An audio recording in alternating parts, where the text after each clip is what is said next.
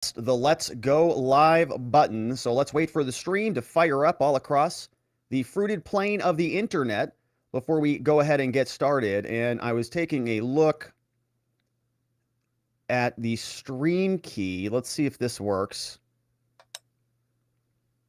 Is there an active feed coming in here on our Telegram? Maybe there is, or maybe not. Let's see if this works. Hey, there is. Holy moly. Now I've got to do something about that feed. Is there an active feed coming in here on our Telegram? Hang on. I'll deal with that. Dealt with. Wow, it's working. Holy moly. That's tremendous news. All right, so we just beta tested something in real time here. We're going to, of course, cut this out of the show once the show is over. But it looks like things are working. We have a Telegram group, which is, wow, this is pretty interesting. Wow. Wow. All right. So now let's go ahead and get started, my friends. I think the tubes are working. I think we have our Rumble working. And man, we are seriously tubed up today all across the internet. So let's get started, shall we? Hello, my friends, and welcome back to yet another episode of Watching the Watchers Live. My name is Robert Gouveia. I am a criminal defense attorney broadcasting from the Valley of the Sun deep in downtown Phoenix, Arizona. And today, my friends, we are talking about the toxicity in our friendly state of Ohio. It is toxic there on the ground, not because of the chemicals, but because of Pete Buttigieg, who is there in East Palestine, Ohio today. And we are going to be spending some time unpacking this story because we've got a report that came out from the NTSB, which is going to, sort of unpack what happened with this accident. And Pete Buttigieg, the Department of Transportation Secretary, a lot of people have been wondering, where you been, old Pete? You say that you are the Secretary of Transportation. We had a pretty big transportation catastrophe and nobody's heard from you. And then 20 days later, he shows up. And very conveniently, he showed up the day after. Guess who was there? Donald Trump. We talked about that on the show yesterday. So we are going to go through this. You can see he put on a construction hat, a hard hat, and a construction sort of a vest. And he's, putting the part on, playing the part. He's very good at this. You may remember that one time that he got the bicycle out of the back of his gas-guzzling SUV on the way to the environmental rally. Remember that highlight we talked about here. But we've got several clips from him. He did speak, and he is sort of admitting that, yeah, he kind of screwed this one up a bit. And he's running for president very soon, so this is kind of a big flub for him. So we'll go through the story. We're going to check in with the mayor out from East Palestine. His name is Trent Conrad, and he is sort of unhappy that Pete came by, said this is all turned into a political show. There was a question about from a journalist named Jenny S. Tayer, who is on Twitter, and she actually caught up with Pete Buttigieg when he was walking, I think, with his husband down the street, kind of caught him off guard and said, why haven't you gone out to East Palestine? This was before he actually went out there. And so she asked him a question, caught him off guard. And then what he did is he said, hold on, madam, why don't I take a picture of you? And he took his phone out and took a picture of her. So people were asking themselves, well, what's he doing with that photo? Is he turning this over to Merrick Garland? Is he turning this over to the FBI? Are they going to be playing Where's Waldo over all this stuff? Who knows? But questions were about why did he take that picture? And he got asked about that when he finally showed up in East Palestine. So he also spoke. You can see that he kind of does come out and offer this mea culpa. He's like, yeah. I know you guys are beating me up over this. He's like, I don't really. Oh, okay, fine. I would have come earlier if I could have. All right. But then he made this very interesting faux pas, okay? And I don't know if this was just a faux pas or if Slippery Pete here was trying to, jab one in our eyeballs. But he literally says that he loses his train of thought in his speech. So we'll come back to that one. Oh, gosh. We've got Mika and Joe Brzezinski. We have that show, which is very popular on MSNBC, which means like 37 people watch it. But they were talking about this, and they also agree that Joe Biden should have gone sooner, or somebody should have done something sooner, including Pete Buttigieg. So we'll do sort of the media roundup, and we'll carry on through that. Before we look at the actual report, now it's a very short report. It's a preliminary report. It's from the NTSB, and they tell us what happened here. And you may remember that Pete made this very political some time ago, and we talked about this, a thread from this woman, Jennifer L. Homendy, who was kind of, in my read of it, she didn't call him out by name, but in my read of it, she was sort of saying, hey, Pete, take it easy over there. This is not a Trump problem. This is not a Biden problem. This is just sort of a problem. And so she spoke about this for about 8 minutes. There were pictures from where Buttigieg was hanging out along with the NTSB officials. And so we'll check in and see what's going on over there. Ted Cruz responded to this and their initial assessment. And so we'll see what he had to say before we go over to Karine over at the White House. And they're asking a lot of the same questions, like, why didn't Biden go over there? Okay, Biden literally took a gigantic trip over to Ukraine. We heard today that Janet Yellen says over the next couple of months, they're getting $10 billion more in economic support and so on. And it's just ridiculous, you know. And so the questions are, well, is this a slap in the face to the people of East Palestine? They're asking the mayor about this. You know, he said that this was a slap in the face to him. And Karine says, no, not really, because the president is serious about it. So we'll go through all of that. Trump also, of course, was there yesterday. We have some follow-up on that, some good clips of Trump meeting with the crowd. And then for our members now, we'll sort of address this topic offline, but we'll do a little after-party debrief orientation question today for our locals members. If you have seen some of this stuff, what do you think? Are we under attack, right? A lot of people are saying that all of these infrastructure problems, burning farm buildings, railroads being derailed, and so on, is all part of a coordinated attack. So the question we'll ask ourselves is that true? Are we under attack? A couple examples we'll take a look at. Or is it just the bureaucracy and American infrastructure failing? So we'll save that for offline for our members. And of course, if you want to join us in that conversation, the best place to do that is by heading over to watchingthewatchers.locals.com. This is our locals community, and you can click the address over there. We're excited now. We just launched last night. We got our chat figured out. We're jumping into Telegram. So if you sign up and you're a member, you can get the link to the private Telegram group. And of course, if you're a YouTube member, you'll get that link too. And we appreciate your support. You know, now more than ever, I appreciate you supporting the work that we're doing, joining, getting some extra content, and having some fun joining this private group that we've now created for our members and our community. Also, shout out to our sponsors, of course, our friends over at Brickhouse Nutrition, which is the company that provides you the outstanding real organic superfood called Field of Greens. And if you go there to fieldofgreens.com, you can get collagen, you can get sleep stuff, you can get wake stuff, energies, caffeines, vegetables, fruits, all sorts of vitamins and nutrition at fieldofgreens.com. And don't forget to use code Robert to save 15% off at checkout.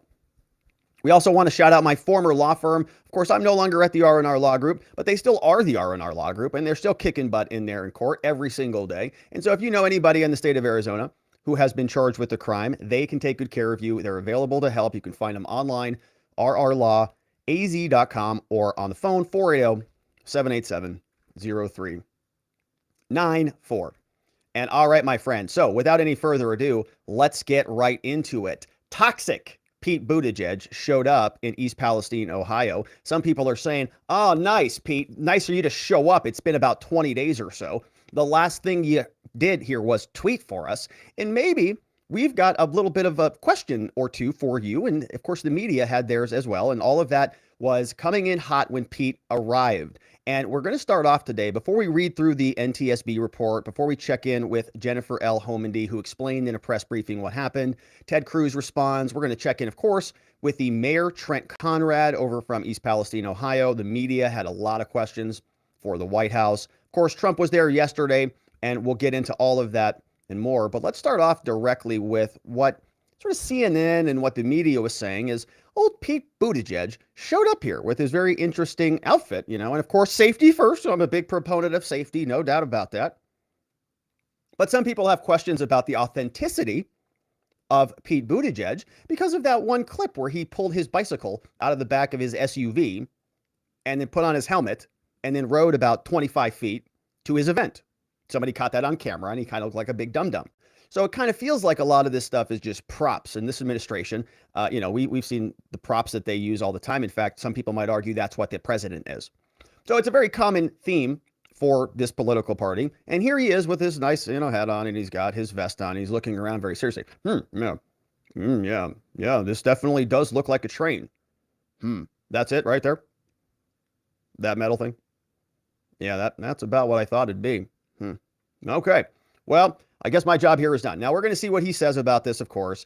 And he's a leader. And so what is he going to do? Is he going to get a shovel and start digging? Well, some people say, yeah, that's kind of what you do, right? You said an example. You go into the battle zone when everything is sort of under fire, and you help lead through it. You don't show up 3 weeks after the fact, put on a hard hat and a safety vest and say, what the hell? Yeah, this is pretty bad. You're kidding me.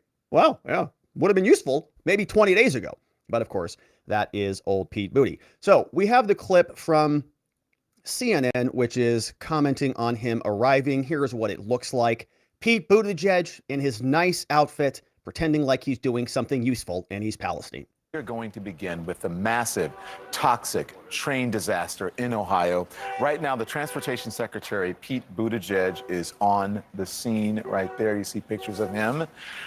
This is him at the scene of that wreck where the train loaded with dangerous chemicals derailed and burst into an inferno. The government's response has been facing growing criticism. The railroad CEO coming face to face with angry. Yeah, make sure you get the train in the background is what the producer's saying. Make sure the train's running in the background when you get this B-roll footage. Get him talking so we can see the trains are back in business again. Pete Buttigieg shows up and look, everything's back in style. Nobody's missing a beat. Residents during a CNN town hall, they are. All right, so you can see nice little outfit, and Don Lemon is back. That's good news. Wow, I thought he got fired for being a what was he doing? Oh, a chauvinist. That's right, I forgot. And so he, of course, is there, and people are, I guess, happy that he's finally showing up. But he didn't get such a good welcome at all.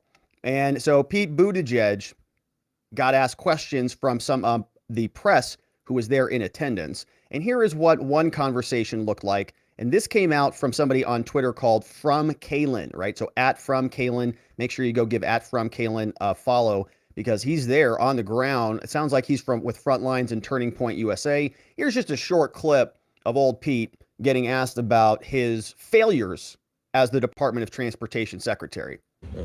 Sorry, Pete. I just have a quick question. The American public doesn't seem to be very confident in your ability to do your job. Will you be resigning anytime soon? I'm not here for politics. I'm here to make sure the community. Oh, you're not? Will you apologize? I want to be. Will you apologize for the leaders, response, for the slow response, taking your Probably time? one of the big things. And let's go in here and get away from it. No apology.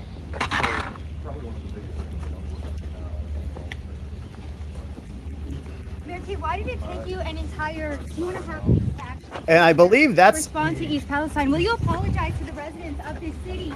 I believe that was Savannah Says who was there. You could hear her yelling questions at him as well. How dare you, sir? And he's just going off and doesn't want to answer any of these questions. However, right, a lot of the media had questions for him, and there was very little in terms of a response from him because he doesn't want to make this about politics, of course.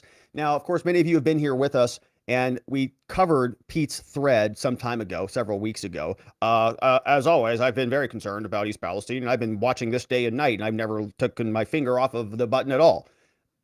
Except he posted it, several weeks after the accident. And so he's sort of been playing catch up after the fact. Finally, he shows up. People are wondering, what took so long. He made it political when he was blaming Trump. He said, I've been paying attention to this, and, I wish we could have done something about this, but that orange man who was in the office before me wrecked all of our industry. And today, after making it political for several weeks, he is now on Twitter with statements like this. Ridiculous. 19 hours ago, when I clipped this, he said, happy to discuss timing of our Ohio visit. Yeah, that's what a lot of people want to talk about there, Pete. But starting to think some in Washington, he says, it's like, you're from there too, want that to be the main focus so that there aren't too many questions about rail safety regulation. Who is for and who is against? So he's basically blaming Congress, right, for all of this. Oh yeah, those politicians in Washington, they're the ones responsible for all of this. He says, we will hold the line on railroad safety and accountability. But don't make it political is essentially what he's saying. He also said that outright an hour after I clipped it. He said, the extraordinary people I met in East Palestine today asked for what anyone would want in this situation. Safety, support, and accountability. That's a great statement there, Pete. Brilliant. And not to be used for political gain. Oh, that's interesting. So why did you start to use this accident to beat your former opponent, or Trump in this case, maybe your next opponent if he runs, with a political cudgel. It was useful at the time. But now it's not useful for him because the old mirror has come back and is looking directly at him. He says, we'll keep doing the real work for as long as it takes. Another theme here today, posted that 12 minutes ago, right? So you can see there's a pattern here. He says, I'll work with anyone who is serious about increasing accountability and safety for freight railroads. The rest is just politics, because he doesn't want to talk about any of it.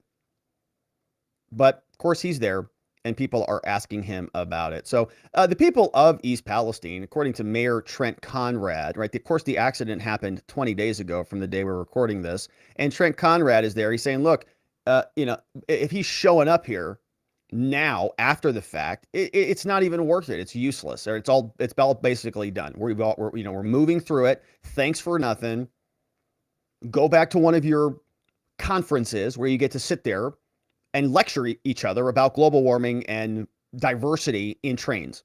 I commend the United States EPA, the actual people on the ground doing the actual work. Mm-hmm. They've been wonderful to work with, so is the Ohio EPA. But, this is turning into a political circus now. And, we have concern for our residents.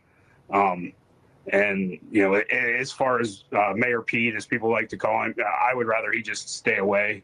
He is just going to cause a circus, and unless he's going to bring a shovel and shovel some dirt and get rid of this contaminated soil, that's the only reason he would need to come to this town. Yeah, don't count on that one there, Mayor. Not likely to be happening. But he did speak, and of course we are going to listen to him. He did have a little bit of a press conference.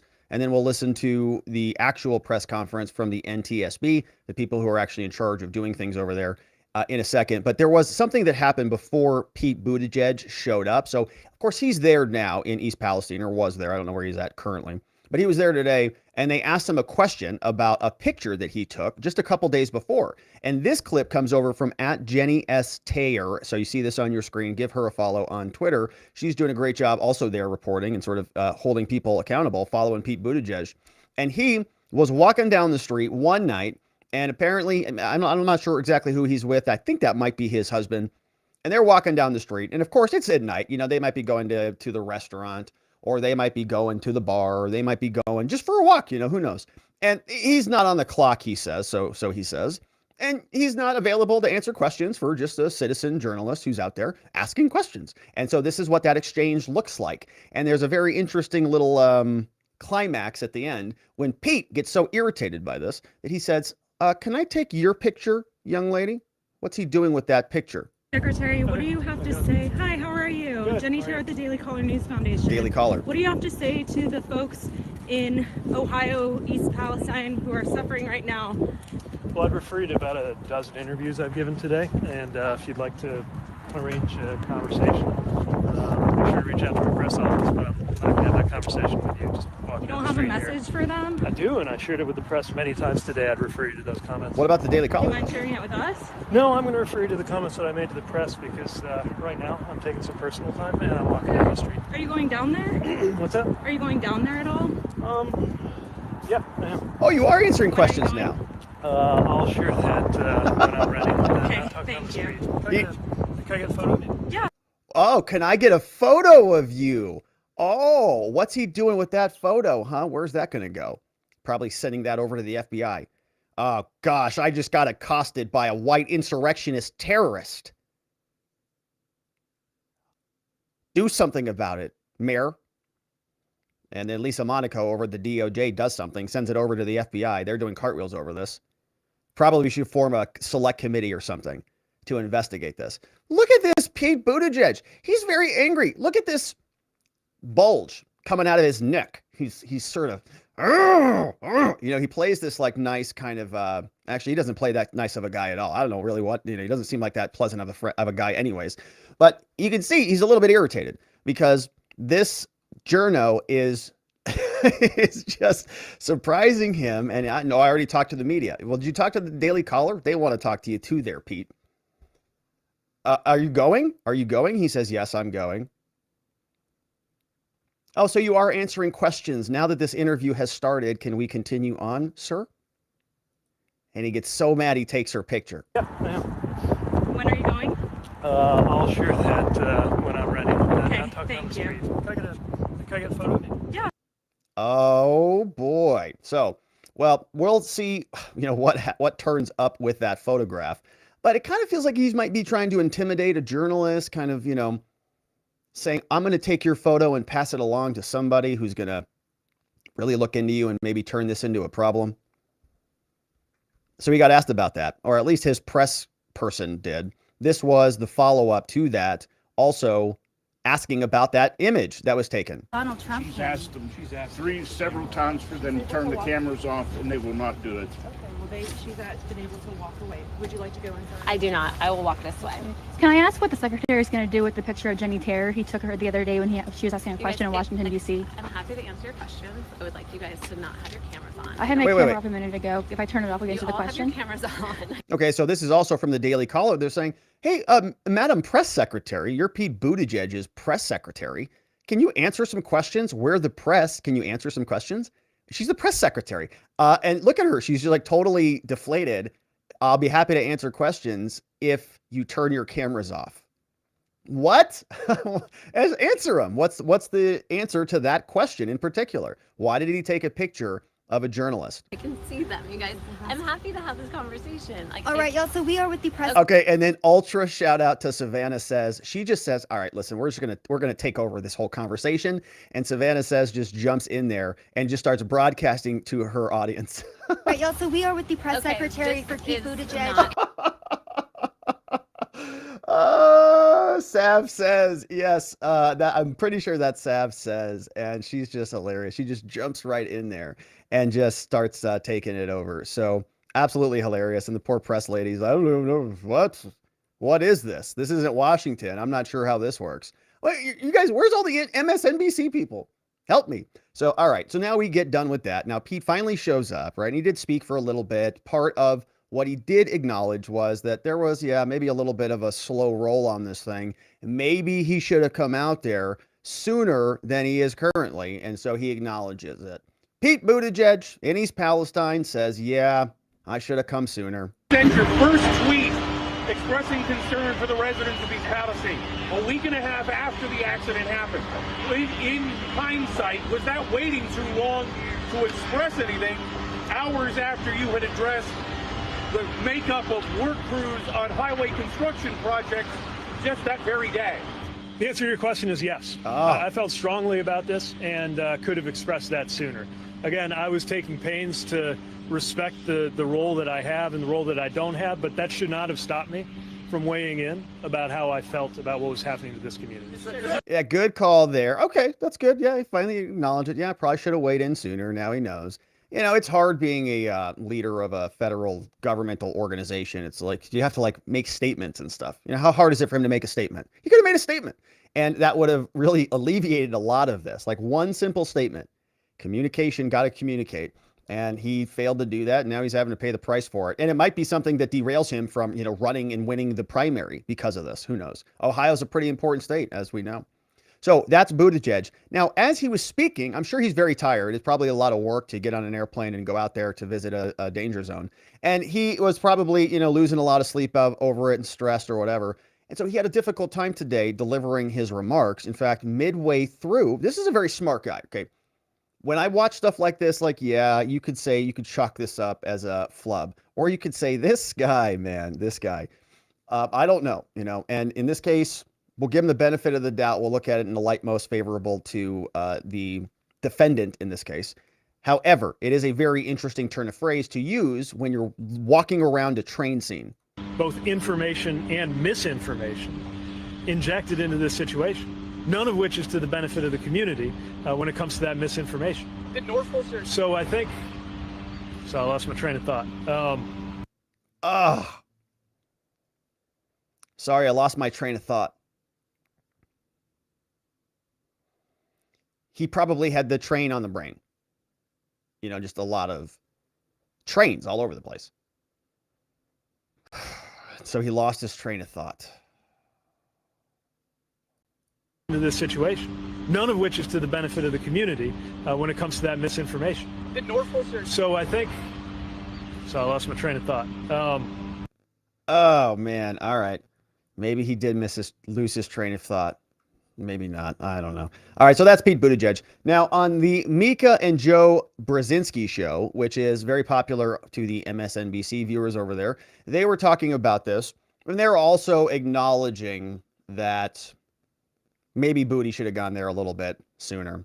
Transportation Secretary Pete Buttigieg did make it clear that he should have gone there sooner, and let's just put a pin on that. He should have gone there sooner, and the White House should have done a better job, even though they were in a major transatlantic moment dealing with the future of the safety of the world. The people of East Palestine need to feel seen and heard. And I think that Pete Buttigieg is taking it on board, that he needs to go there and do that. These are people who right now are very uncertain about their health and the future of their town. Tell them, Mika. And it is definitely a little bit of a bump for the White House to not make sure they shined a big light on what was happening there. And hopefully in the days and weeks to come, they'll be able to do that, because it's frightening for those people to see dead fish in the rivers and to not be able to run water. Yeah, it's not good. And finally, Pete is making his way over there so that people can see the federal government cares. Federal government cares, and they're going to help put these things back together. So now we have some actual news to attend to. So this is the report that came out from the NTSB. It's quite short. We're going to go through it so we can see what actually happened here according to these government officials. And we're also going to listen to this woman. Her name is Jennifer L. Homendy, and I think she's quite competent. Okay, we read through a thread of hers, and it seemed like she made a lot of sense. It seems like she's sort of kind of apolitical as much as you can be in this world. We'll see. I haven't listened to this yet, so we'll go through it together. But she was, I feel like, trying to correct both sides when I was reading her thread. Some people were saying, oh, this was this, and other people were saying this was that. And she said, nah, everybody just calm down. And we read through the thread, and so I like to sort of, we'll see what she has to say.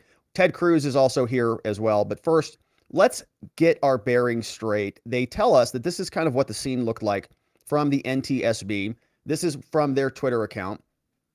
They write, the NTSB issues a preliminary report on the Norfolk-Southern train investigation. And so here's what it looks like, right? These are NTSB people. They are walking around in their, gear, and they're trying to assess the damage, assess the situation. And so that's what it looks like when they're putting together the report.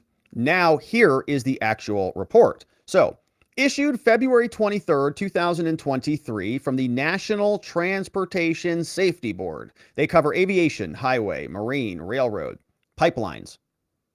And they tell us the following.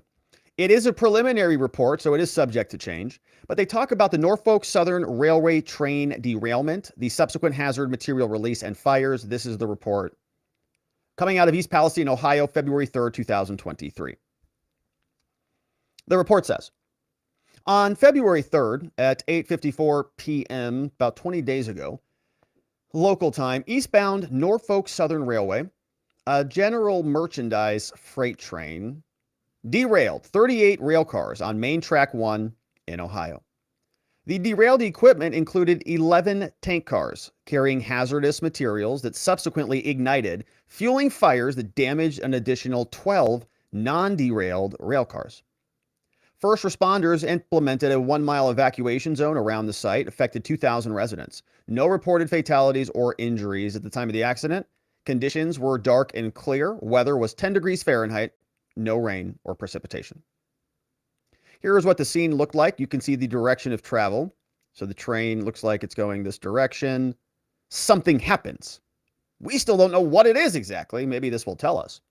But it looks bad, right? It's a multiple car pileup, and you can see it looks like these might be just kind of the standard box cars, right? You're sort of used to seeing shipping containers. And then you have what looked like maybe these cylinders that all just sort of bunched up. Maybe these are the cylinders that they're talking about containing all of those chemicals. So it bunches up. The train moving forward, right? You see, most of it looks just totally disconnected. We can't see much more than that. All right. That's the photo.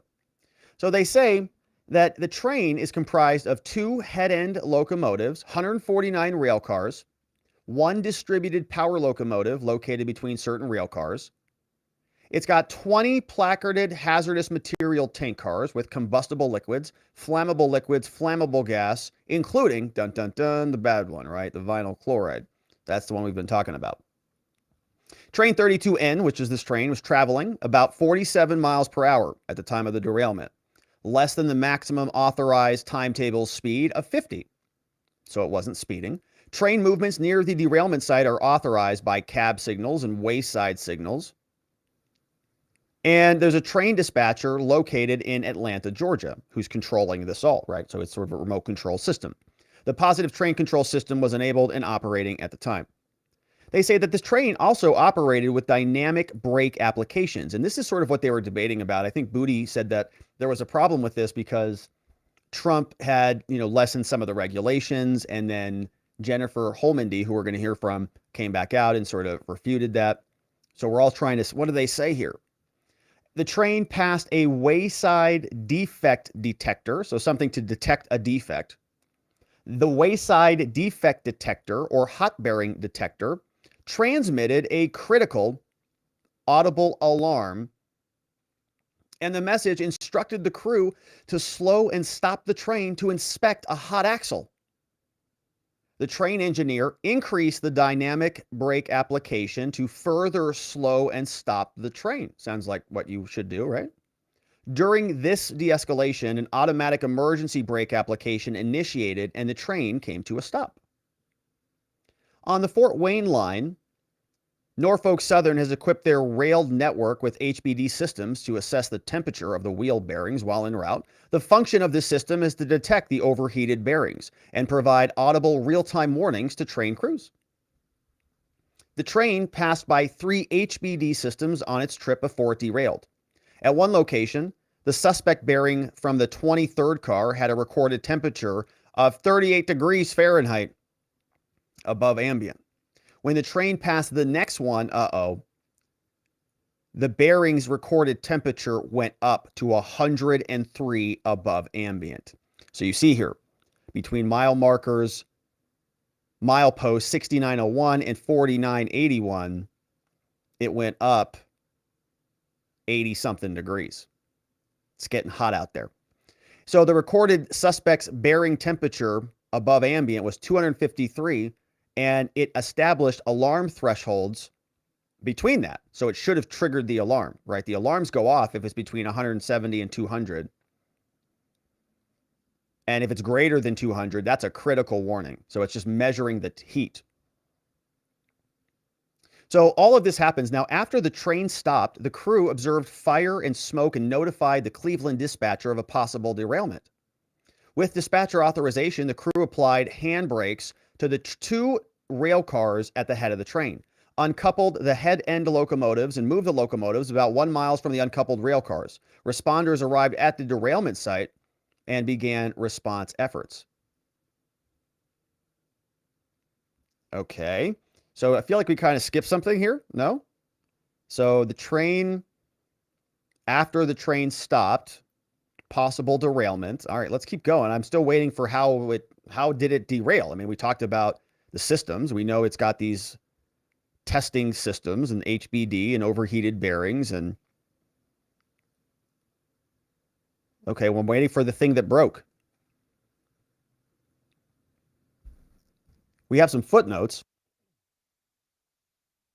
They tell us vinyl chloride's a problem thing. Of course, we know that. Rapid polymer reaction. It's an exothermic chemical process that can pose an explosion hazard. Residues of some of the materials are flammable. In this case, 2 placarded tankard cars contain benzene residue. Okay, let's continue on. So they say on February 5th, responders mitigated the fire, but 5 derailed DOT 105 specification tank cars carrying 115,000 gallons of vinyl chloride continued to concern authorities because the temperature inside one tank car was still rising. So the train is definitely derailed now, right? All of these things, 5 derailed DOT tanks are now off. That is the same photo, presumably, that we're talking about here, right? It's in this area. And we still don't know exactly how. I mean, we do know that there was a bearing on one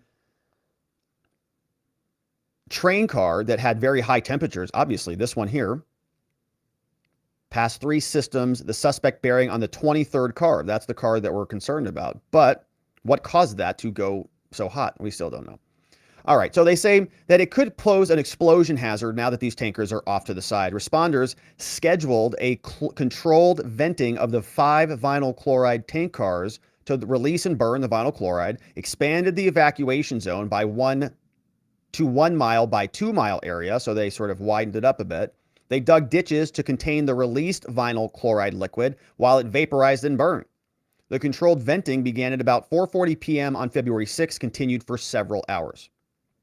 Right, so this is like just endless pit of questions. Holy moly. I have about 1 trillion questions on this, like who did what, who called whom, what happened when. Like I had phone calls, text messages, all the records of every single person who was in the chain of communication.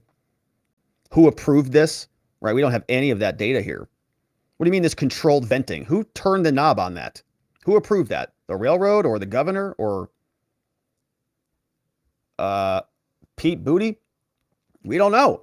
While on scene, the NTSB investigators examined the railroad and the track conditions. They reviewed the data from the signal, the wayside defect detectors, local surveillance cameras, and lead locomotive's event recorder and forward-facing and inward-facing image recorders. And they completed interviews. NTSB investigators identified and examined the first rail car to derail the 23 rail car in the consist. Surveillance video from a local residence showed what appeared to be a wheel bearing in the final stage of overheat failure moments before the derailment. The wheel bearing and affected wheel set have been collected as evidence and will be examined by the NTSB. The vinyl chloride tank car top fittings, including the relief valves, were also removed and examined by the NTSB on the scene. The top fittings will be shipped to Texas for testing under our guidelines. So it sounds like the wheel bearing was just overheating and it was failing, but we still don't know exactly what caused the overheating. Just regular failure? The hazardous materials tank cars have been decontaminated, they say.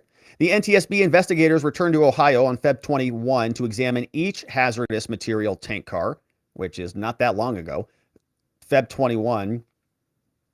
All of that's going back to the lab. The investigation is ongoing, they say. Future investigative activity will focus on the wheel set and the bearing so we can understand what happened there, as we don't know. Tank car design and derailment damage, a review of the accident response, including the venting and the burning of the vinyl chloride.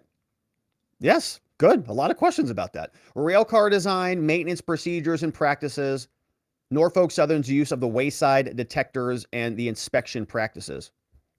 The NTSB is not involved in air monitoring, testing, water quality, environmental, or any of those things. Talk to the EPA on that. And all of these people were involved. A lot of different companies, different corporations, railway carmen, and so on. So interesting. Now, kind of causes more questions than I think it answers. Yeah. So I think we had seen some of those reports that there was what looked like to be kind of a sparking bottom of a surveillance camera, right? A surveillance camera caught the train and there was sparks on the bottom of the train car. And I was sort of curious whether that was an accurate image or not, but it looks like they are confirming it. So that is the summary from the NTSB. Still not a ton of answers, but we do have more because NTSB spokeswoman is here delivering a little bit more detail for us. And here's how this unfolded today. As Jennifer said, my name is Jennifer Homendy, and I'm the chair of the National Transportation Safety Board. With me today is Rob Hall. He is the director of our Office of Rail, Pipelines, and Hazardous Materials Investigations. I want to start with addressing the people of East Palestine. I am so sorry for the traumatic event that you're going through. It's devastating. Over the course of my career, and I've handled rail and pipeline and hazmat for well over 25 years, both Rob and I have sat with communities, with residents after devastating rail, pipeline, hazardous materials releases. We've talked to community members who are suffering health effects, have pets who've died, have damage to businesses and homes. But I can tell you this much, this was 100% preventable. We call things accidents. There is no accident. Every single event that we investigate is preventable. So our hearts are with you. Total responsibility from this woman. We're responsible for everything, okay? There are no accidents on our watch. I like it. Know that the NTSB has one goal, and that is safety and ensuring that this never happens again. So with that, the NTSB has been on the ground since day one. We completed our investigative work on scene, our on-scene work, yesterday. But we still have a lot of work to do as part of this investigation. So today, I'm announcing that the NTSB will hold a rare investigative field hearing. Interesting. This spring in East Palestine. We don't have investigative hearings often. It is rare. But we will question invited witnesses. Now our goals, we have 4 goals for conducting a investigative field hearing. So this is interesting. Now, on the one hand, right, if you want to look at this like it's a good thing and sort of say, well, maybe we do need a hearing. Maybe this will improve the system. You know, there's a concept in a book called Anti-Fragile, which is called Anti-Fragility, which is the idea that if there's accidents in certain domains, sometimes that makes the entire domain stronger. Okay, so in other words, one bad thing that happens makes everything else better. The most common example of this is, of course, airplanes, right? Every time an airplane goes down, everybody goes, what the heck happened there? And planes have gotten safer as a result of that. So it's a catastrophe, but the entire ecosystem gets stronger. Same type of thing can happen with rails and other ecosystems where there is sort of an interconnected benefit from learning about these infrastructure failures. Anyways, the point is, it might be a very good thing, right? We might learn more about this. This could be, as we sort of speculated, maybe somebody's trying to sabotage American infrastructure. Feels like there's a lot of fires going on and there's a lot of things happening that maybe we don't regularly see, or maybe we just don't regularly notice. We don't know. Maybe an investigation will help us get to the bottom of it. Or maybe not. Maybe it is just an accident. Maybe it's just a ball bearing that just got bad on a rail, and most of the American infrastructure, large parts of it, seem to be neglected. This happens to be another example of this. And an NTSB investigation, a field hearing, something that they, very rarely do. Maybe that's just overcompensation, right? They're just overcompensating for something. This is just a traditional failure. They just screwed it up. And their political response in the current administration has been so bad that they need to do something really, aggressive. They need to come out here. We're going to have field hearings, and we're going to bring in these Norfolk-Southern CEOs, and we're going to drag them in front of here. We're going to do this. And, it'll be another bureaucratic inquisition that generally produces nothing, which we're very accustomed to here because we follow Congress regularly. And this is just another gigantic bureaucracy as well. So it could go either way. We'll see. Let's see what else she has to say for us. Number 1, inform the public. Number 2, collect factual information from witnesses. Number 3, discuss possible solutions. And number 4, build consensus for change. Transparency, information. As you know, we also released this morning our preliminary report on the derailment. We just read it. The report does not contain a probable cause. That comes at the end of the investigation. Okay, so they're not going to... It contains only factual information collected during the on-scene portion of this investigation. What I want to focus on today is what we know so far.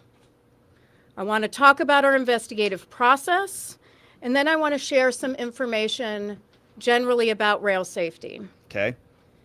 We know for a fact that this derailment occurred at car number 23. This train had 3 locomotives, 2 at the head end. The lead locomotive had 3 crew members, including 1 trainee. The third locomotive was between rail cars 109 and 110. There were also 149 rail cars on the train. Car number 23 was a hopper car, which carried plastic pellets. It was the combination of the hot axle and the plastic pellets which started the initial fire. Oh. So it gets derailed, and those plastic pellets, I'm thinking like those styrofoam pellets, that you get in those shipping containers that fall all over the place. And so the heated axle overheating to whatever that was, several hundred degrees Fahrenheit, maybe more than that, mixed with those pellets, boom, ignited. That ignited, other chemicals and other things burned, and then that is what caused the need to vent the chemicals. Now, the train passed 3 wayside defect detectors, which identify overheated bearings and provide an audible warning to train crews. At each detector, the recorded temperature of the bearing increased from 38 degrees Fahrenheit above the ambient temperature, which at the time was 10 degrees Fahrenheit, to 103 degrees above ambient just 10 miles later. Both of those temperatures are considered by Norfolk Southern to be non-critical. The critical threshold per Norfolk Southern is above 200 degrees ambient. Okay. Upon passing the third detector with a temperature of 253 degrees above ambient, that's critical. Yeah. 253 degrees above ambient. On the third detector. A critical audible alarm message sounded. So that worked. Instructing the crew to slow and stop the train to inspect the hot axle. Okay. And if warranted, to set car number 23 out. Now, NTSB investigators at this time have not identified any operational issues with the wayside defect detectors, but we're still looking at them. Okay. There's also no evidence of track defects. The engineer at the time was following another train and was already in dynamic braking to slow behind the train. So he increased the brake application to further slow and stop the train, meaning he responded immediately. We have no evidence that the crew did anything wrong. Weird. And during this deceleration, the wheel bearing failed. Car number 23 derailed, and the train initiated an emergency brake application and came to a stop. So the emergency brake application was triggered by the derail. Now, in total, 38 cars derailed, and a fire ensued which damaged an additional 12 cars. On February 5th, responders mitigated the fire, but five cars, which are designated as 105, DOT 105 specification tank cars, were located near the number 23, which derailed. So we had the 5 vinyl chloride cars. 4 of them were at 26, 27, 28, and 29, and the 5th one was at 53. They were carrying well over 115,000 gallons of vinyl chloride. Now, that continued to concern authorities because the temperature inside one of the tank cars was increasing, which could result in a catastrophic explosion. The critical point. That's what that looks like. So here is just that quick. I just pulled it up and then I lost it. But that's what basically the car looks like here. Just those are those rail cars. And so you can see sort of resembles what. Yeah, I mean, lot of chemicals, I guess, is the point. You know what those look like. All right, so let's get back to her. Above ambient. No evidence of track defects. 5th, responders mitigated the fire, but five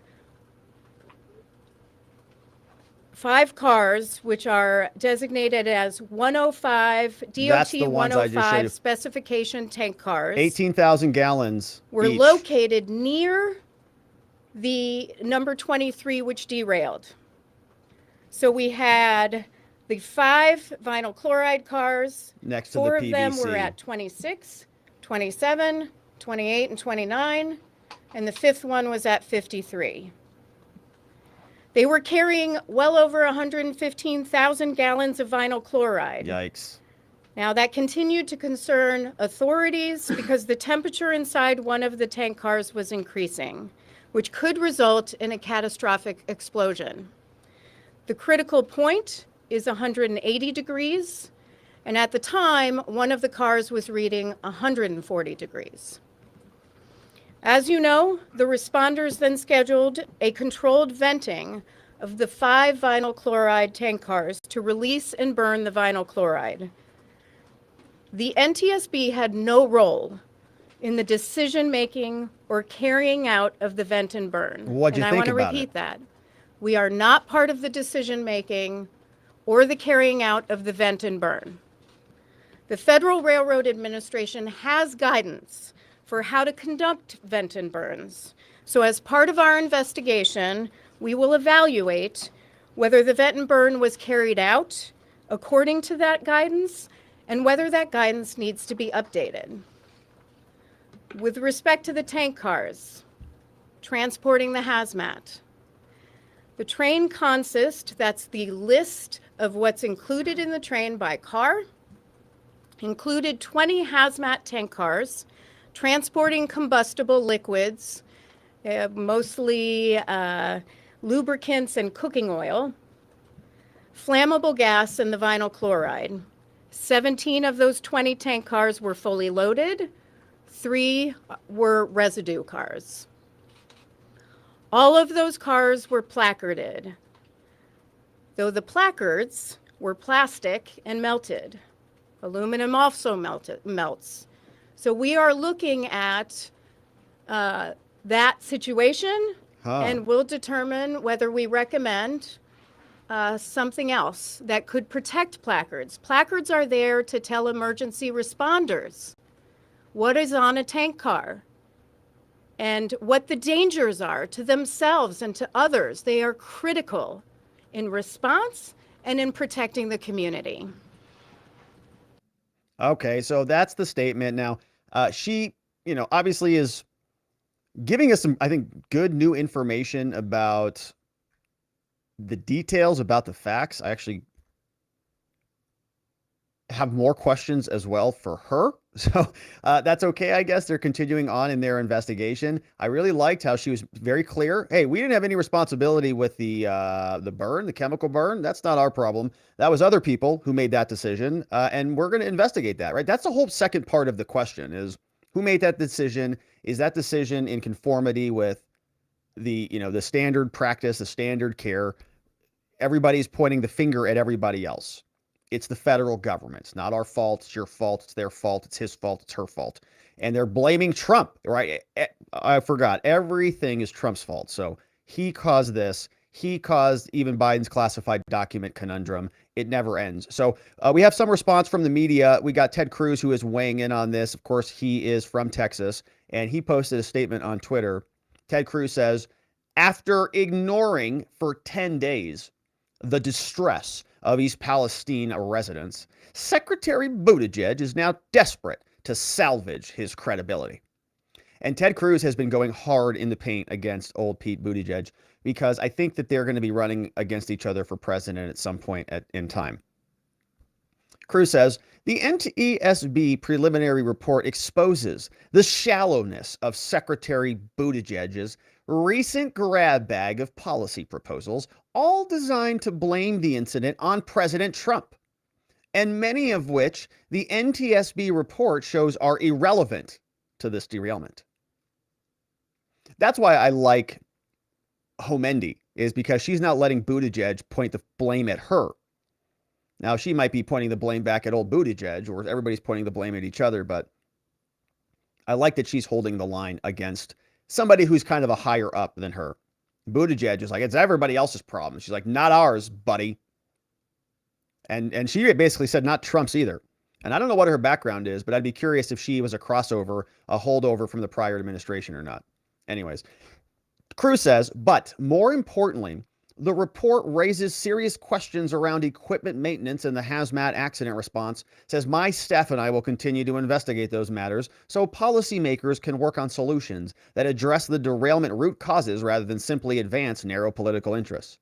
Furthermore, I hope to see the leaders of the NTSB and Norfolk-Southern, as well as the representatives of the people of East Palestine, testifying before the Senate Commerce Committee soon. Of course, that is from Ted Cruz, senator from the great state of Texas. And we'll see, right? More congressional hearings, and we'll see if anything useful comes out of it.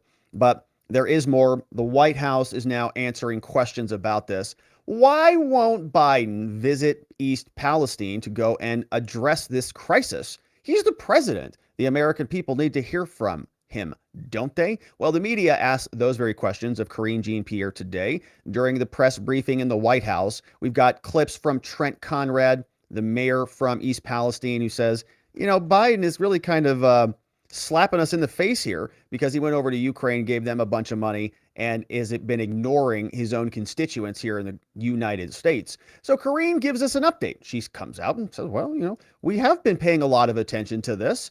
Get your bingo cards ready, the Karine Jean-Pierre bingo cards. If you've got the president takes this seriously, well, you're going to win a million times because that's all she says. Again, it's basically her default slogan. But this is Karine with her opening statement explaining what happened in East Palestine.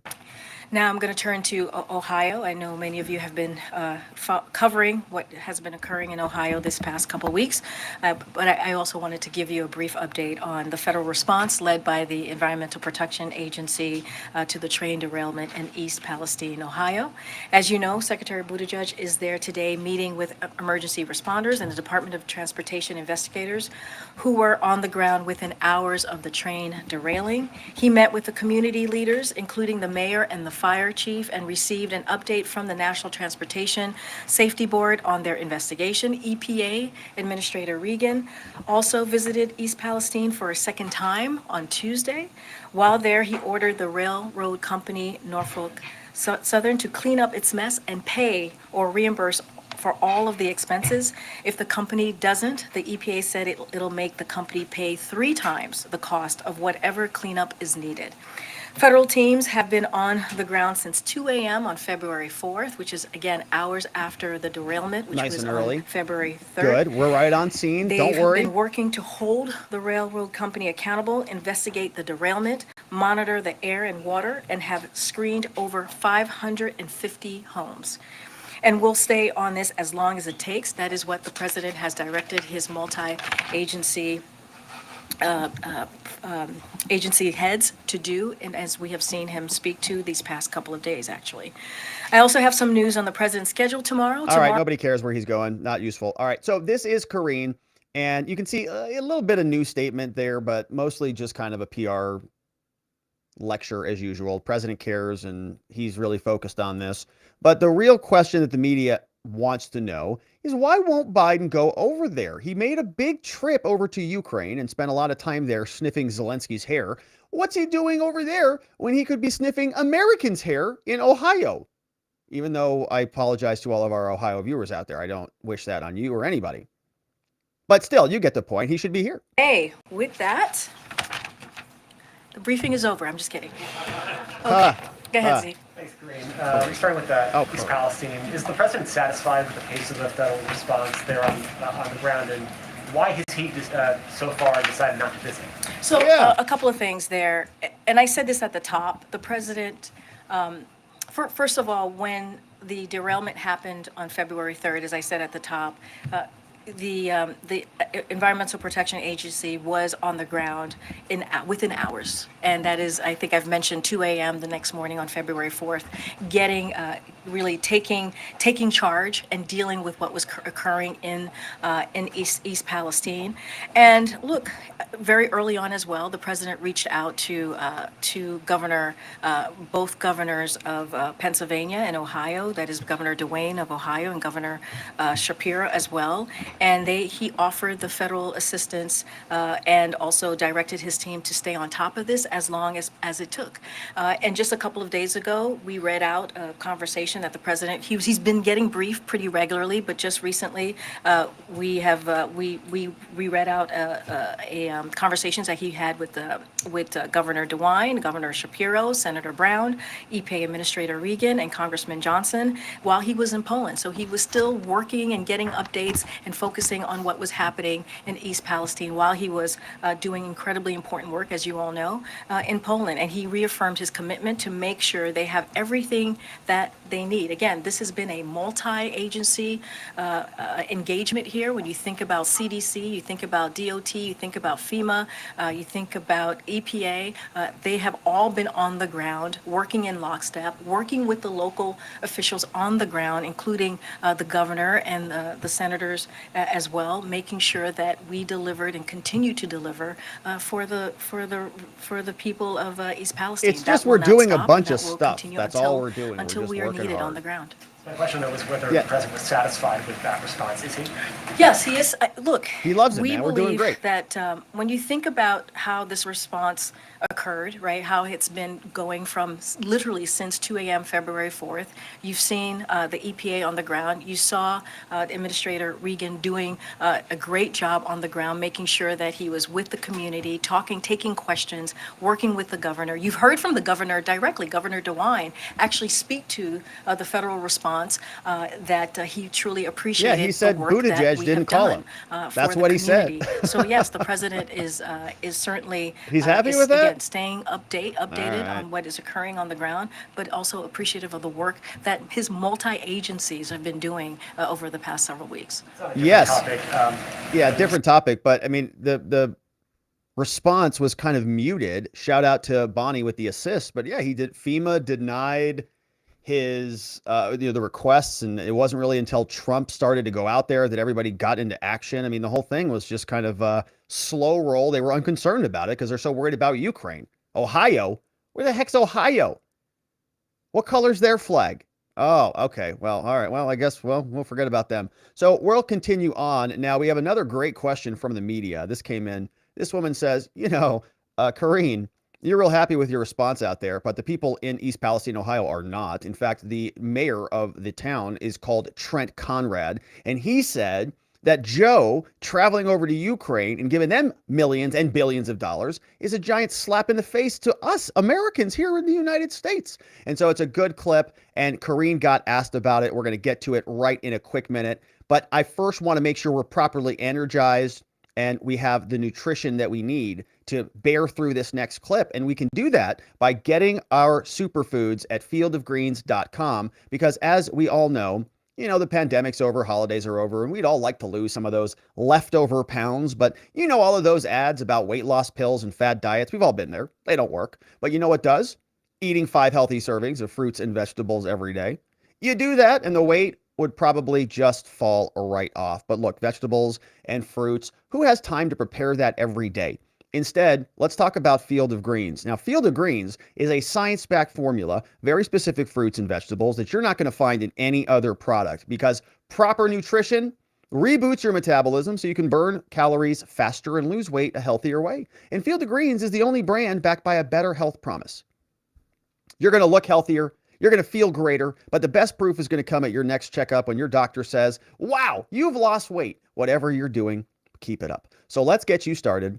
Go on over to fieldofgreens.com, type that into your browser, enter code Robert for whatever it is you purchase, and you'll save 15% off, and you're going to feel amazing and energized, and it's just going to be the best decision you ever made.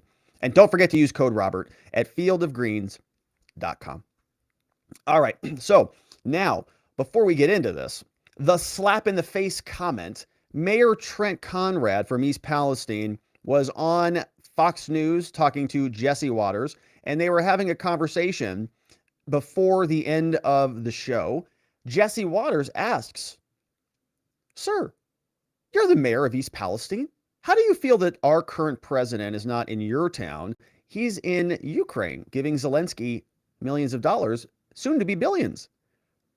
Any opinions on that? In Ukraine today, Did that surprise you? Absolutely. That was the biggest slap in the face. That tells you right now he doesn't care about us.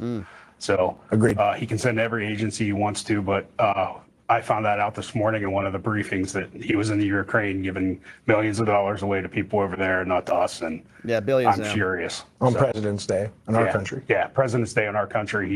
He's over in Ukraine. So that tells you what kind of guy he is. Yeah, it does. Yeah, good point there, Trent. Very astute young man and mayor. And so he was responding to the president seemingly not caring about Ohio, going over elsewhere. And the media caught wind of that interview and they asked Karine about it. Hey, Karine, some people like Mayor Trent Conrad are saying that your president is kind of slapping them in the face by forgetting about their needs in favor of foreign countries. What do you say about that? The mayor of East Palestine said that it was a slap in the face that the president had gone to Ukraine before he went to East Palestine. Does the president have any reaction to those comments? Look, I'll say this, and I kind of said this at the top already, which is, I laid out what we have done since the derailment of February 3rd, and how we were on the ground very early on. And we believe that we have had a all of government, all hands approach to this, not just with the agencies, but also with the different teams here in the White House. You think about the Intergovernmental Affairs, you think about Office of Leg Affairs, and also the National Security Council have been all hands on deck. And that is because of this president's leadership. And that is because of what he has asked his team to do and what he has asked the agencies to do. So look, we're going to hold Norfolk-Southern accountable.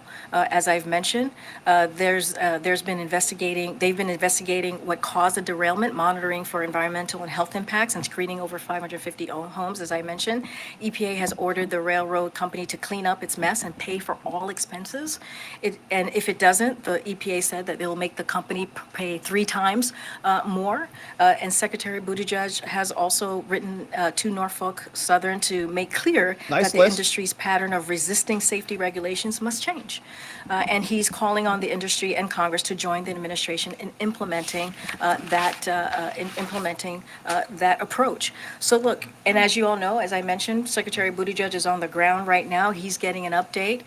And we've had, again, multiple agencies on the ground. The president has stayed updated on this for the past several weeks. While he was in Poland, he spoke to the important folks on the ground, the leadership on the ground, including his leadership in those respective agencies, on what was going on and getting updates. And he will continue to do that and do everything that we can. Has the president spoken to the mayor of East Palestine? Does he have any plans? I don't have a call to read out or a planned conversation. No. I can tell you, as I've mentioned before, the president has spoken to Governor DeWine of Ohio and Governor Shapiro of Pennsylvania, and has had regular contact. Not Mayor Our Trent, teams have though. had regular contact, and you've heard directly from Governor DeWine about our federal response and how we've been working in lockstep with the local government on the ground. Question on China. All right. So that is what they say. I haven't really given old Trent a call, but they're really working hard. They've got all the different agencies involved,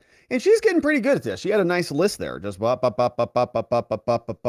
she went on. These clips are getting long. That was like a 2-minute clip. She's basically filibustering her time, and they're just going to keep pushing through and see if they can just gloss over the rest of this. So a final question. We got 2 more. This one came from this gentleman. He says, all right, look, we want to be really crystal clear about this, okay? The president flew across an ocean into a literal war zone for one of our allies. Was he going to just hop on a plane and go over to Ohio, which is an hour and a half on a plane from where he lives?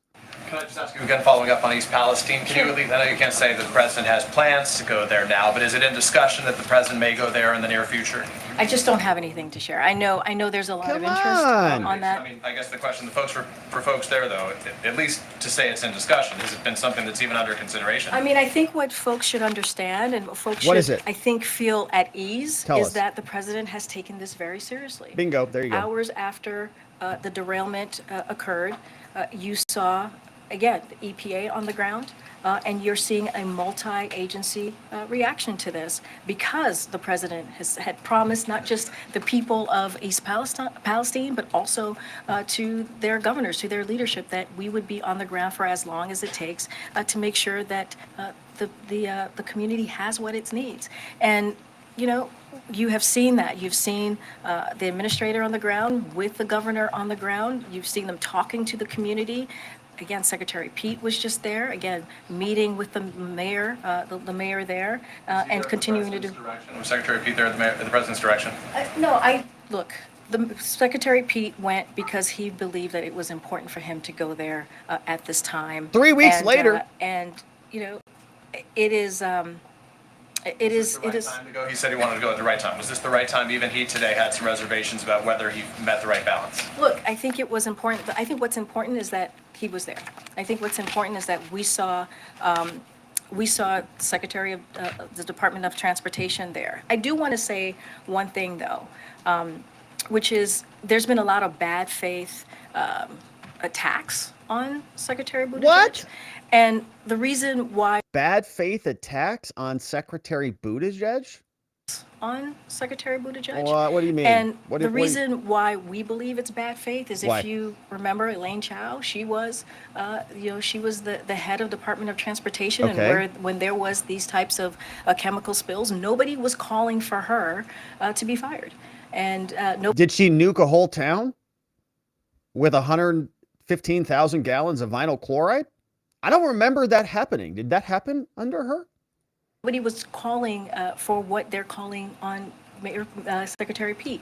It is pure politics. It's pure political stunts, what they're doing. You have seen an administration that has, because of the leadership of this president, that's taken action and multi-agency action to deal with the needs that we're seeing on the ground with the community of East Palestine. I just want to follow up on two other topics that. It sounds like maybe she's saying that there is some prejudice or something against Pete. Like, what would be the basis of that double standard? Elaine Chao was married to Mitch McConnell. She was the former Department of Transportation head. I'm looking at her Wikipedia right now. I don't see anything about nuking a town. Mining regulations, workplace safety. And I don't see vinyl chloride on here. I scrolled the whole thing. I just don't see it over there. So don't know exactly what she's talking about, but could it be his gender or his sexual orientation? Is she saying that he's being targeted because of that? I don't really understand what that could be about. I don't know. Why is it unfair to criticize him? He is a sitting Secretary of Transportation. There was a presumption that, you sort of go in when there are transportation problems and deal with the crisis, and he is now doing it. He recognized it after the fact. He even admitted it. So now they're saying the criticism is illegitimate, even after he's acknowledging the criticism was legitimate. What is she talking about? All right. But they always default to that, right? Every single criticism is, whoa, you're a bigot, aren't you? No, I just think you did a terrible job doing that thing. Well, that's because you're a bigot.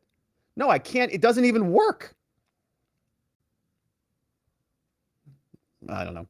I don't know what else to say about that one. It's a strange thing. All right, so this is from the final question now. As we know, this was my favorite question. We're all well aware. Joe Biden really likes to comfort people in one particular way, if he can, with hugs and sniffs. And so in this case, the media is wondering, where is Joe Biden? I mean, he likes to sort of embrace people and nurture them and cuddle them and give them the old, hand down the back thing and the old sniff the hair thing. A disaster is a perfect opportunity to get a lot of that in. He was over there in Ukraine with Zelensky and his hair. Why doesn't he come over back to America and do it in Ohio? Quick follow-up on Peter's question on Ohio. The president has said many times, in his own words, that he likes to provide comfort to Americans who are grieving, Americans who are in crisis. We've seen him. Has he expressed interest in or the intention to provide that kind of support to East Palestinians? Does he want to provide that support? Of course, he's the president of the United States. He's the president for red and blue states. He, of course, wants to provide that support. That's what he's been doing. That's why you've seen the Environmental Protection Agency Administrator on the ground. That's why you're seeing Secretary Buttigieg on the ground, providing that support. And not just those two agencies, other agencies as well, making sure that the East Palestine community are getting what they need at this difficult time. And so this is a president that understands what people are going through when they're going through hardships.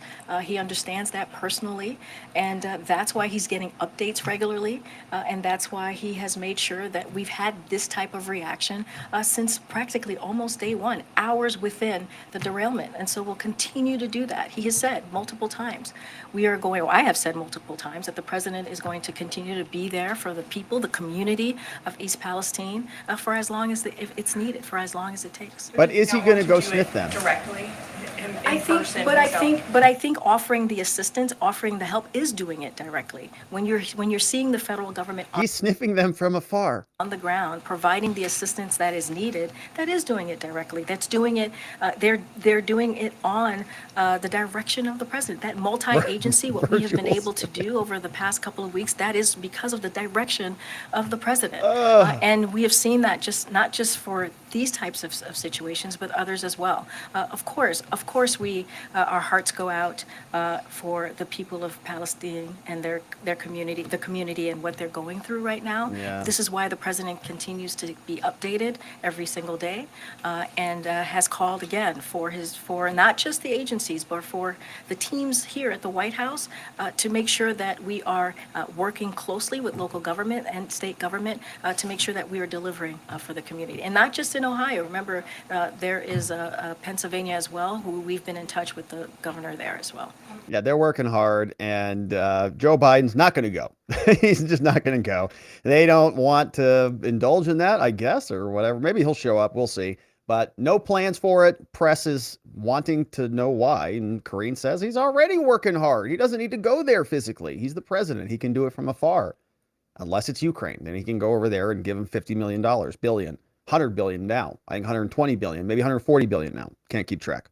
But there were other individuals who, of course, made their way over to Ohio. And yesterday we talked about this. Trump was there yesterday. He went into McDonald's. He was buying everybody burgers. He was signing MAGA hats. He was frisbeeing them all over the place. I was laughing my butt off when he told all of the employees at McDonald's that he knows the menu better than they do. You don't even know what you're talking about, okay? I've been eating here for 50 years, all right? You're 16, and so it was hilarious.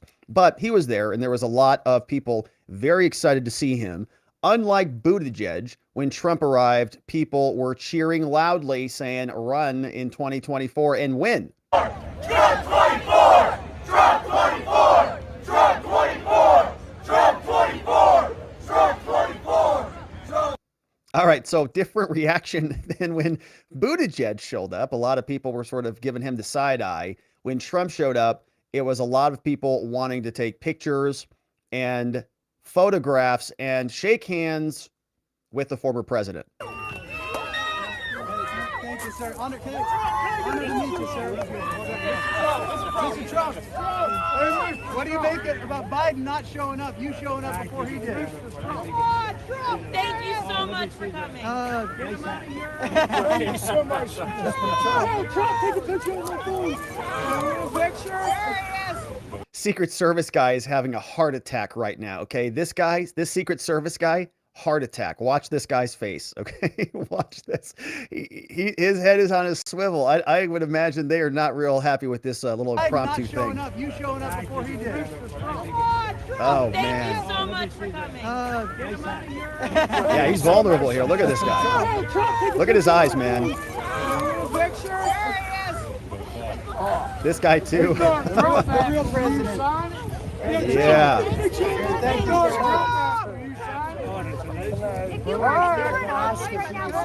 So you can see different reaction, right? Crowd loves him, and JD Vance was happy to have him there. It seems like they had a good time sort of offering support. JD says Trump did a great job on the way out of Ohio.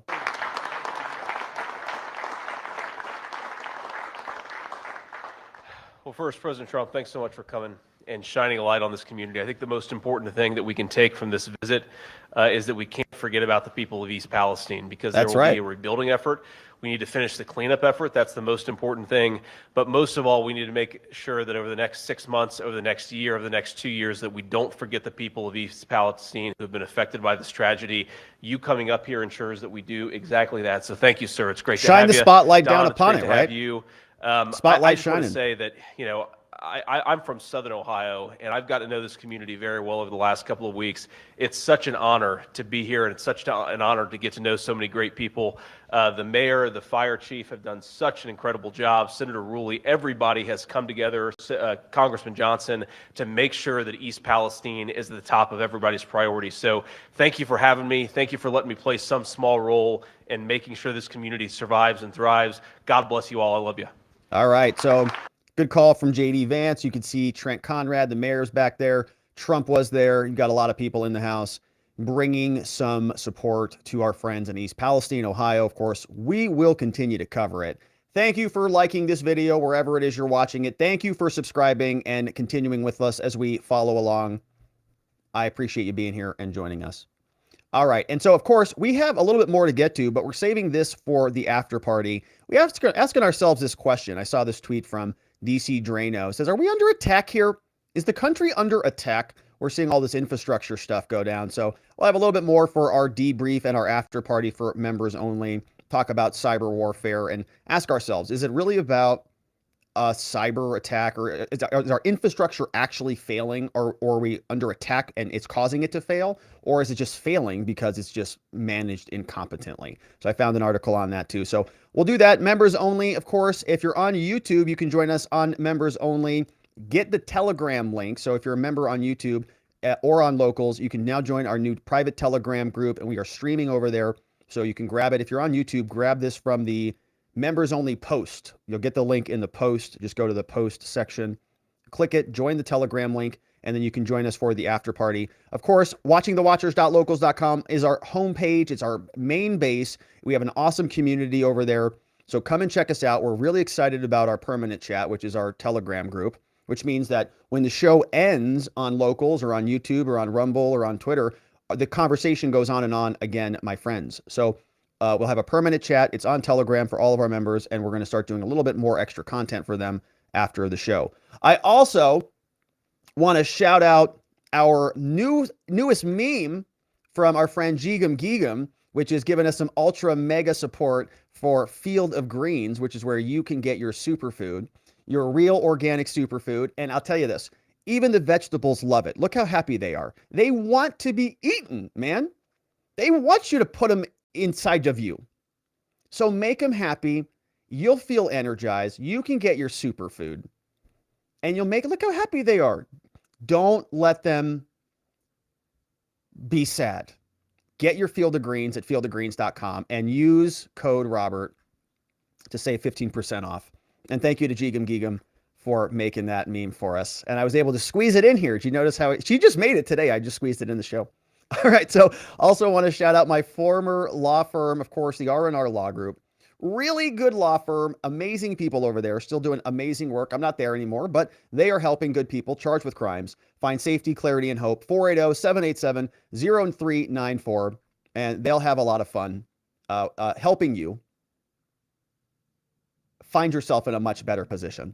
We also have our mods I want to thank for modding down the fort for us and keeping things nice and orderly. We're going to be adding more mods to our Telegram channel, so this is going to get nice and cozy up in here. We got Vanticus Prime, we got K-Bean, we got Just Cause, we're shouting out. We got Playing Hookies always in the house. We got Ronnie Cole, Zulu, and our friend Geo, who is on YouTube with some very interesting comments. Geo, thank you. That's a nice thing to say. All right, Spuds just joined on members. Yeah, so the YouTube members, make sure that you get the Telegram link, okay? So you're going to want to join us for the after party and the debriefs on Telegram. Also, shout out to our meme smiths who meme smith the fort. Oh my goodness, we skipped a whole section on the program. We didn't do super chats. We didn't shout out Twitter. We didn't. I was too excited about talking about the after party debrief stuff that I forgot all of that. And we are going to get over there. We are going to talk about, are we under attack or not? But we wanted to shout out our friends who supported us on YouTube with these very nice super chats. Thank you very much, Jonah. Got us started. Says, Rob, don't worry. Joe Biden gave Putin that list of 13 critical infrastructure items he was not allowed to attack. Oh my gosh, Jonah. I totally forgot about that. That was a real story, right? I'm not making that up. I didn't dream that. I think I remember that. Yeah, it was sort of supposed to be like a nuclear arms treaty type of thing with critical infrastructure. That was after they attacked, I think, the pipeline right on the East Coast. He said, man, this was a real problem for us, Pooty. Please don't attack these other 13 things like our nuclear energy, our water supply, so on and so forth. Yeah, he's not too sharp over there. Here, Jonah says, who slammed a random car of semolina and a car of dozen vegetables with all the petrochemicals and malt liquor? I don't know. It's like, you mean who put him in the sequence, right? It's like, why don't you put the very valuable antiques right in the car between the TNT and the C4 and then put them on a rail and see what that does to the antiques. It's kind of like a bad placement. Don't put the vinyl chloride next to the fire starters, okay? Bad call. Don't do that again. Good call, Jonah. Says, Just Me says, this lady sounds like a government employee who has figured out someone else to blame it on. Well, that's what they all do. I think that's like a requirement. Just Me. It's not the transportation department's fault. Right. She should run the next elections. That's great. Yeah, they're all very good at this. That's part of, I think, her job requirement for becoming a top bureaucrat. I mean, because you have to think about it. It's fatal. If you actually have to accept responsibility for anything that went wrong, that's kind of the end of your career as a bureaucrat.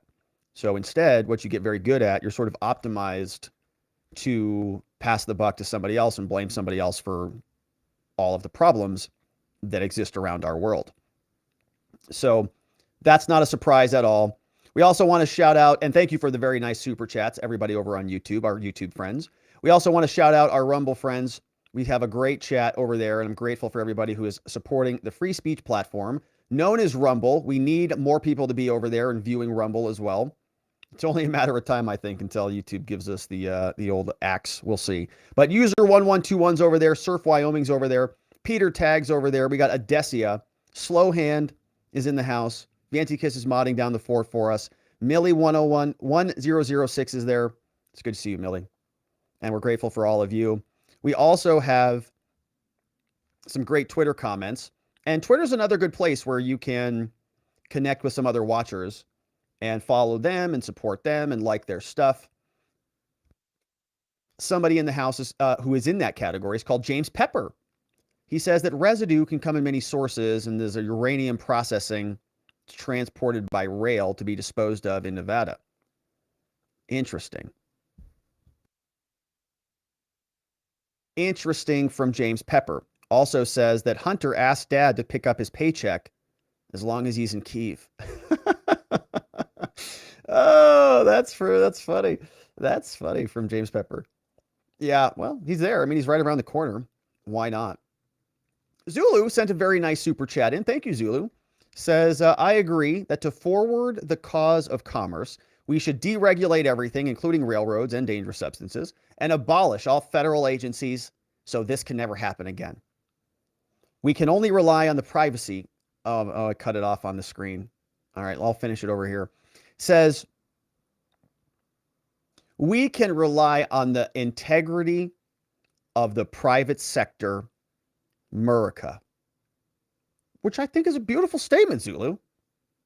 I mean, I like it. I like what you're saying. Yeah, it's a great idea. I support your idea. And I'm looking forward to your campaign. So hopefully you decide to run for something. That's your platform. And we'll all be better off for it. It's a great question. It's a great comment. And I think there's some truth to it. Now, I understand Zulu's point, right, to be serious about it for a minute, because he's making a point here, and he has a good point that a lot of people make. A lot of people say, well, you know, this was kind of this private sector, private corporation type of situation. And I understand the argument. You know, when I think about infrastructure like this, I sort of don't, I don't really think of it as sort of the the private sector, right? I mean, many of these entities are sort of quasi-governmental in the first place. And if you look at the structure of your utility companies, like your electrical company or your water company or telephone company, right? All of these are sort of pseudo-governmental, sort of quasi-regulated, quasi-private company things. And I think that is a part of the problem. I think that there's too many areas for grayness, right? Here's the problem with this. If you just set a regulation and the regulation, assumes all responsibility and all liability, it sort of alleviates the other person from having skin in the game, so to speak. And we're trying to identify situations where everybody has skin in the game, so that when there are bad things that happen, there are consequences that hit those people. And so I want consequences to hit the wrongdoers. I don't want anybody to escape any wrongdoing. So, Zulu's comment, I think, sort of makes a point that people think that that maybe these private companies want to get away with wrongdoing. And maybe they do. Maybe some of them do. I don't want those people to exist. I don't want to live in a society where everybody's trying to take advantage of me and I've got to be tiptoeing around, wondering if the roof is going to fall in on my head. I don't want that at all. And I don't think anybody does. But the question is sort of what is the best modality, the best mechanism to prevent that stuff from happening? Is it with a sort of an overarching government approach, or that assumes all responsibility but really has no skin in the game for anything, right? They will immunize you. And I when I think about this, I think back to my days in construction, and I used to have to go and get things permitted. All right, so I used to build swimming pools before I went to law school. And I used to clean swimming pools before I used to build swimming pools. And I used to have to go through a permitting process. I used to sit in different city halls all around Arizona, down at the Scottsdale permitting desk and get stuff permitted. And then we'd have to go and, get stuff approved. We call the inspectors out and all this stuff. And man, there are times when there are other contractors who will just do the bare minimum just because it meets the standard. It just meets the standard. That's enough. And I think that ultimately, that's not really good for the consumer. I think if consumers knew that, then they might say that they would want a better company who didn't do things at the bare minimum. But everybody gets away with the bare minimum because the government makes it okay. You meet all the standards and you're good. You don't have to excel at anything. So I just think it's sort of lowest common denominator in many ways. And you have an accident like this, a situation like this, and the private sector points their fingers at the public sector, and the public sector points their fingers at the private sector. And the question, I don't want accidents. I don't want vinyl chloride being pumped into the atmosphere, into the air. But these private companies, right, all of the Vanguards and the BlackRocks and all of the people who make up the investment group, who funnel their money into Norfolk-Southern, there is no transparency there. They just move their money around to other shell companies. All of the big government people cover up for them. They keep them happy by funneling them money. It's really closer, I would call it, to fascism, honestly. It's this commingling of government and big business. It's not really anything that's resembling, free market capitalism, where people who make mistakes and have skin in the game feel the consequences for their mistakes. They suffer the outcome. But I get your point, Zulu. It's a great comment. It's a great question. I think it's an ongoing discussion to have, and I'm grateful for your support here. Yeah, it's like crony capitalism. They all just keep feeding each other, and we all, it's a big giant grift, and we're all kind of caught in the crosshairs. Yeah. Anyways, great comment from our friend Zulu. We appreciate you, Zulu. And yeah, they tell us it's all the free market and all this stuff, but I mean, it's, they're all in on the game. All right, so that, my friends, was it for us for this part of the program. We are shouting out our friend Sleepy Dog Lee and on locals Jeegum Geegum, who made the very new, very fun Field of Greens gift for us today. And the vegetables want to be eaten. Get your Field of Greens. All right, so, and don't forget to use code Robert. All right, that, my friends, is it for us. We are going over to watchingthewatchers.locals.com, or if you're a YouTube member and you're in our private Telegram group, grab the Telegram link from the members post section, the YouTube channel post section, and you can come and join us too. We'll still be streaming in the locals chat and the Telegram chat right here after a minute. So locals and Telegram, don't go anywhere. But that, my friends, is it for us here. I hope you join us, but if not, we will be back here tomorrow to do it all again. And I hope to see you here so that together, with your help, we can shine that big, beautiful spotlight of accountability and transparency down upon our system with the hope of finding justice. Have a tremendous evening, my friends. Sleep very well. I'll see you right back here tomorrow. Bye-bye.